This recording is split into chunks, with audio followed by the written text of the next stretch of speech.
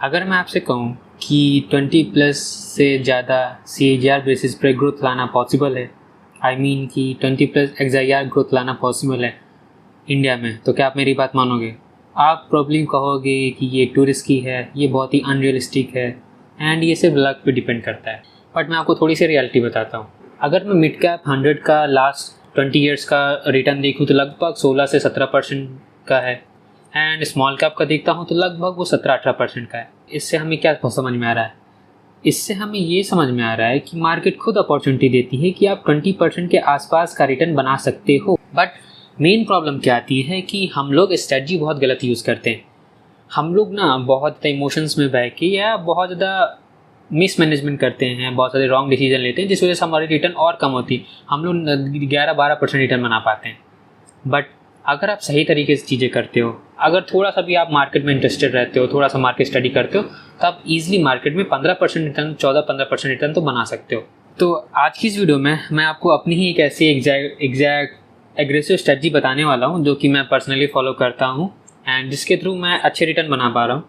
And मुझे ऐसा लगता है कि अगर आप ऐसे फॉलो करते हो, ये कोई ऐसा out of the box strategy नहीं है, बस सिंपल सा कुछ मैथड्स हैं जिसे आप करते रहोगे तो आप एटलीस्ट जो नॉर्मल लोग हैं उनसे अच्छे रिटर्न बना पाओगे। मैं ये गारंटी नहीं लेता कि आप 20 प्लस रिटर्न बना पाओगे, बट एटलीस्ट आप 17-18% रिटर्न बना लोगे, जो कि बहुत अच्छा रहेगा। इस वीडियो को मैं 4 भागों में बांटने वाला हूँ। पहला पार्ट रियलिटी चेक का रहेगा, दूसरे पार्ट में मैं अपनी कोर स्ट्रेटजी की बात करूँगा, एंड तीसरे पार्ट में मैं आपको एग्जैक्ट फ्रेमवर्क देने वाला हूँ कि आपको कैसे स्टॉक चूज़ करने हैं अपने पोर्टफोलियो के लिए। एंड चौथा पार्ट जो कि सबसे इंपॉर्टेंट रहेगा कि आपको इस स्ट्रैटेजी को कैसे एग्जीक्यूट करना है, जो कि सबसे इंपॉर्टेंट है। तो आज की वीडियो में हम मेनली 2 पार्ट कवर करेंगे, रियलिटी चेक का एंड कोर स्ट्रैटेजी का। तो चलिए वीडियो शुरू करते हैं। वीडियो में आगे बढ़ने से पहले मैं आपसे एक बात शेयर करना चाहता हूँ कि जितने भी लोग मेरे वीडियोस को देखते हैं उसके 90% लोग मेरी वीडियोस तो ज़रूर देखते हैं बट चैनल को सब्सक्राइब नहीं करते हैं। तो अगर आपको मेरी किसी वीडियो से अगर कभी भी थोड़ी सी वैल्यू मिली हो तो प्लीज़ चैनल को सब्सक्राइब करें, एंड मैं आपसे प्रॉमिस करता हूं कि मैं आपके लिए ही ऐसे अच्छे कंटेंट बनाता रहूँगा। पहले थोड़ा सा रियलिटी चेक देख लेते हैं क्योंकि एक्सपेक्टेशन रीजनेबल रखना बहुत ही ज़रूरी है। देखिए, सबसे पहले एक सच्चाई बताता हूँ, 20 प्लस रिटर्न लाना CAGR बेसिस पे कोई सेफ इन्वेस्टिंग से नहीं आ सकता। ये सिर्फ आप SIP करते रहो उससे नहीं मिलने वाला।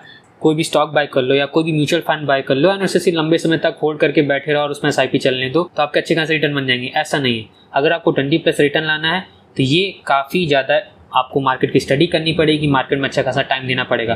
तो ये स्ट्रैटेजी उन लोगों के लिए बिल्कुल नहीं है जो कि रेगुलर जॉब करते हैं, जो मार्केट को टाइम नहीं दे सकते, उनके लिए SIP सबसे बेटर है। लेकिन अगर आप मार्केट को टाइम दे सकते हो तो ये स्ट्रैटेजी आपको ज़रूर फॉलो करनी चाहिए। इसमें मैं कोई ऐसा आउट ऑफ द बॉक्स चीज़ें नहीं बताऊंगा, बट कुछ जनरल चीज़ें बताऊंगा जिससे आप अच्छे से करोगे तो आपके अच्छे रिटर्न बनेंगे।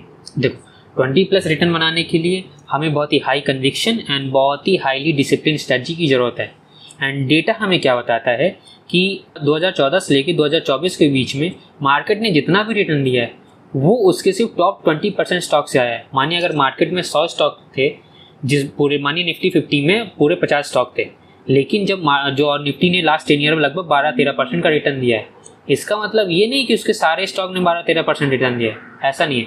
उसके जो टॉप स्टॉक उन्होंने 30-40-50% रिटर्न दिया है, एंड जो बहुत ही बेकार स्टॉक हुए जिन्होंने माइनस में रिटर्न दिया है, तो ऑन एन एवरेज ही हमारा 12-13% बनना है। ऐसे जो उसके टॉप परफॉर्मिंग स्टॉक थे उन्होंने 20-30%, 40% भी रिटर्न दिया है। तो ये जो मेनली निफ्टी की ग्रोथ आई है उसके सिर्फ 20% स्टॉक से आई है।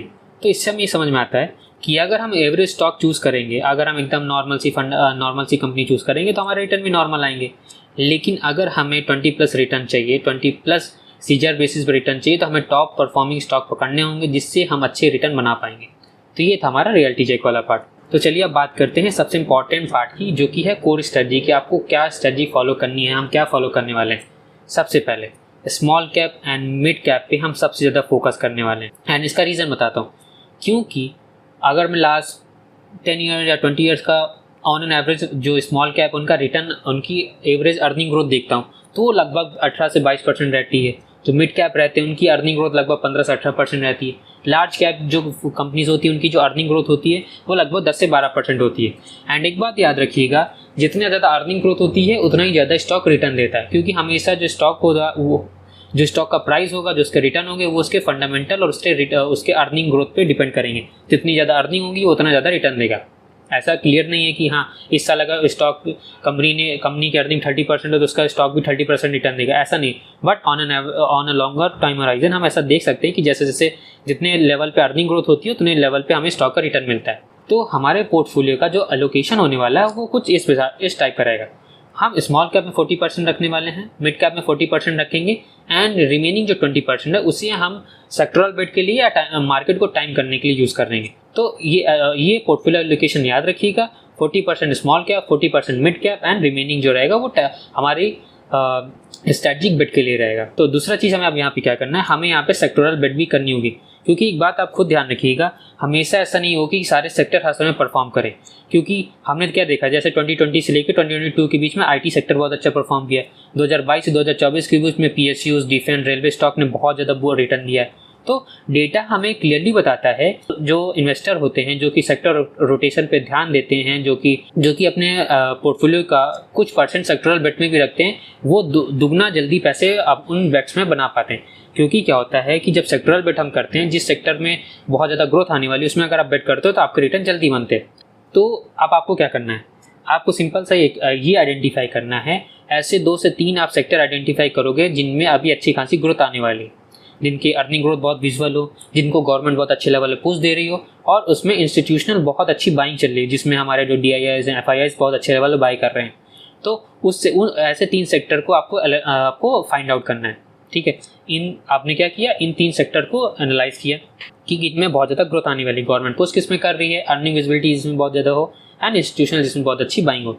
अब तीसरा पॉइंट हमें क्या करना है, हमें यहाँ पे कंसंट्रेटेड बेट लेना है। ठीक है, अब देखिए एक बार बताता हूँ, डाइवर्सिफिकेशन सही है, लेकिन डाइवर्सिफिकेशन से इतने अच्छे रिटर्न नहीं बनती। हमें अगर अच्छे रिटर्न चाहिए तो हमें अपनी डीपली स्टडी लगानी पड़ेगी, बहुत स्टडी करना पड़ेगा मार्केट में, एंड उसके बाद हमें थोड़ा सा कंसंट्रेटेड बेट लेनी पड़ेगी। 25-30 स्टॉक लेके नहीं रखना, हमें एट मैक्स 10 से 12 स्टॉक अपने पोर्टफोलियो में रखने हैं बस। और ऐसे स्टॉक रखने जिनको हमने बहुत अच्छे से रिसर्च कर रखा हो, जिनकी फ्यूचर ग्रोथ प्रॉस्पेक्ट बहुत अच्छा हो, अर्निंग विजिबिलिटी बहुत हो, वैसे ही स्टॉक रखना है जो कि फ्यूचर बहुत अच्छे रिटर्न दे सकें। हमें ऐसे स्टॉक बिल्कुल नहीं रखने जिनका अर्निंग विजिबिलिटी ना हो। तो चौथा पॉइंट हमें बहुत इंपॉर्टेंट ध्यान रखना है वो ये है, हमें बाई करना है ड्यूरिंग करेक्शन। ये बहुत इंपॉर्टेंट पॉइंट ध्यान रखिएगा, हमें थोड़ा सा मार्केट को टाइम करना है। टाइम मैं एग्जैक्टली एकदम टाइम करने को नहीं बोल रहा हूँ, लेकिन मैं आपको ये टाइम करने को बोल रहा हूँ कि जब मार्केट गिरती है तब आप उसमें हमेशा पैसे लगा सको। तो हमेशा हमें कुछ सरप्लस कैश अपने पास रखना है कि अगर मार्केट हमें ऐसी अपॉर्चुनिटी दे कि मार्केट 15% 20% गिरे तो हम उस समय अपने जो हमारे सबसे अच्छे स्टॉक उन्हें बाई कर सकें। एंड एक डेटा बताता हूँ, इंडियन मार्केट हमेशा हर साल लगभग 10 से 12% हमेशा करेक्ट होती है। एवरी ईयर इतना करेक्शन आना बहुत नॉर्मल है। एंड अगर मैं थोड़ा 3 से 4 साल के पीरियड में देखूं तो एक 20 से 30% का एक क्रैश आना बहुत ही नॉर्मल होता है। ऐसा रेगुलर बेसिस पे आता रहा है और आगे भी आता रहेगा, तो इस बात के लिए आपको तैयार रहना है। एंड एक बात याद रखिएगा, जो इन्वेस्टर ऐसे करेक्शन में इन्वेस्टमेंट करते हैं, जो अपनी सबसे अच्छी बेट इस करेक्शन में लेते हैं ना, उन्हीं की जो XIR ग्रोथ है वो सबसे ज़्यादा होती है। तो ये था हमारे अग्रेसिव स्ट्रेटजी का पार्ट 1, जिसमें मैंने आपको अपनी मेन स्ट्रेटजी बता दी कि आपको उसमें भी क्या करना है। अब जो पार्ट 2 होगा उसमें मैं आपको अपना स्टॉक सिलेक्शन फ्रेमवर्क देने वाला हूँ कि आपको कौन से पैरामीटर को फॉलो करना है कि किसी भी स्टॉक को अपने पोर्टफोलियो में इंक्लूड करने के लिए। एंड पार्ट 4 होगा हमारा इसमें कि हमें कैसे अपनी स्ट्रेटजी को एग्जीक्यूट करना है। तो आज की वीडियो यही था। अगर आपको वीडियो थोड़ी सी इन्फॉर्मेटिव लगा मैंने कुछ वैल्यू डिलीवर करी है तो वीडियो को लाइक करिएगा, चैनल को सब्सक्राइब करिएगा, और स्टॉक मार्केट इन्वेस्टिंग से रिलेटेड किसी तरह का कोई भी डाउट है तो आप मुझसे कमेंट में पूछ सकते हैं। जितनी हेल्प कर सकते हो उतनी हेल्प करूँगा। तब तक के लिए sudden signing off, bye bye. अगर आपको मेरी ये वाली वीडियो पसंद आई है तो आपको मेरी ये वाली वीडियो ज़रूर पसंद आएगी। And for regular stock market update आप मेरे व्हाट्सएप चैनल को ज्वाइन कर सकते हैं।